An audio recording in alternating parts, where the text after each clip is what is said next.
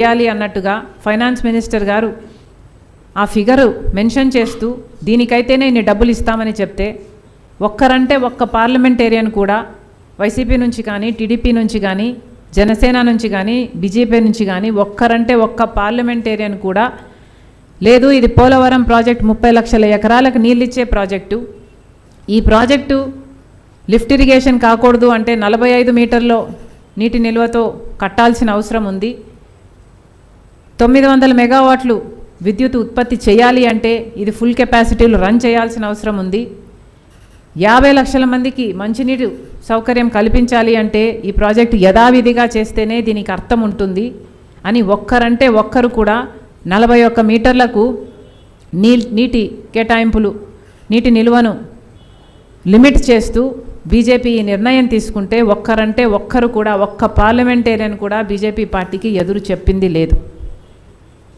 Polavaram project అట్లా అన్యాయం చేస్తుంటే ఇక రాజధానికి వస్తే రాజధాని పూర్తి నిర్మాణ బాధ్యత కేంద్రానిదైతే ఇది మన విభజన హక్కు అయితే ఈ రోజు వరకు కూడా రాజధానికి సంబంధించి కేవలం అప్పులే ఇస్తారట. విశాఖ స్టీల్ అయితే ప్రైవేటైజ్ చేస్తారా, ఎప్పుడు చేస్తారు, చేయకుండా ఆపుతారా, ఏ దాని మీద క్లారిటీ లేదు. పార్లమెంటులో సైతం ప్రైవేటైజ్ చెయ్యబోము అని ఇప్పటి వరకు చెప్పలేదు, ప్రైవేటైజ్ చేస్తాము అన్న నిర్ణయాన్ని వెనక్కి తీసుకుంటున్నాము అని ఇప్పటి వరకు ఆంధ్ర రాష్ట్ర ప్రజలకు అష్యూరెన్స్ లేదు. అలాగే విభజన హామీలలో ఏ ఒక్కదానికి కూడా కడపలో స్టీల్ ఫ్యాక్టరీ కూడా నిజానికి సేల్ ఆధ్వర్యంలో గవర్నమెంట్ పరంగా దీన్ని పూర్తి చేయాల్సి ఉంటే ఇప్పటికీ కూడా దాన్ని జిందాల్కో ఇంకోరికో కట్టబెట్టే ప్రయత్నం చేస్తున్నారు.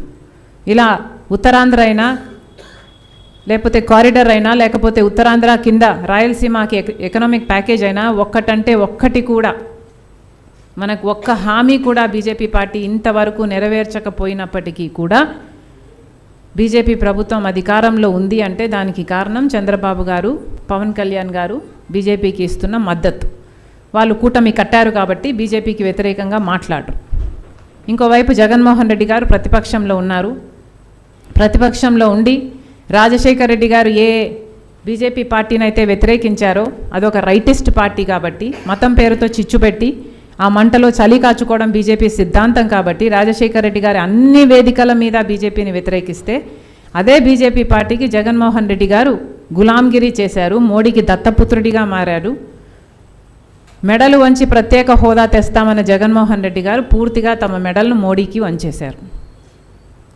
ఇప్పటి వరకు కూడా జగన్మోహన్ రెడ్డి గారు మోడీకి దత్తపుత్రుడుగానే వ్యవహరిస్తున్నారు.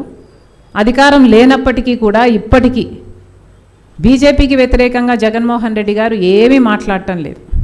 గమనిస్తే మీరు చంద్రబాబుకి వ్యతిరేకంగా ప్రభుత్వానికి వ్యతిరేకంగా జగన్మోహన్ రెడ్డి గారు మాట్లాడుతున్నారు తప్పితే బీజేపీకి వ్యతిరేకంగా మోడీకి వ్యతిరేకంగా లేక మన విభజన హామీలకు అనుకూలంగా ఈ రోజు వరకు కూడా జగన్మోహన్ రెడ్డి గారు చాలా కేర్ఫుల్గా సెలెక్టివ్గా చంద్రబాబు గారిని టార్గెట్ చేస్తున్నారు తప్పితే బీజేపీకి వ్యతిరేకంగా మాట్లాడే దమ్ము జగన్మోహన్ రెడ్డి గారికి లేదు. ఈ నేపథ్యంలో బీజేపీని వ్యతిరేకించగలిగిన నిజాయితీ ఉన్న ఏకైక పార్టీ కాంగ్రెస్ పార్టీగా మిగిలింది. ఒక కాంగ్రెస్ పార్టీ మాత్రమే మన రాజ్యాంగాన్ని కాపాడుకోవాలని లేక విభజన హక్కులు సాధించుకోవాలని ఇలా ఏవైనా ప్రజల పక్షాన పోరాటం చేస్తున్న ఏకైక పార్టీ ఈరోజు మన రాష్ట్రంలో ఒక కాంగ్రెస్ పార్టీ మాత్రమే ఉంది. కాబట్టే ఈరోజు కాంగ్రెస్ పార్టీని బలోపేతం చేసుకునే దిశగా ప్రతి జిల్లాలోనూ ఈ కార్యక్రమం ఈ పర్యటన చేశాం. ప్రతి జిల్లాలోనూ వాళ్ళకున్న కార్యకర్తలకు నాయకులకు ఉన్న ఇబ్బందులు సూచనలు అన్నీ విన్నాం. ముందు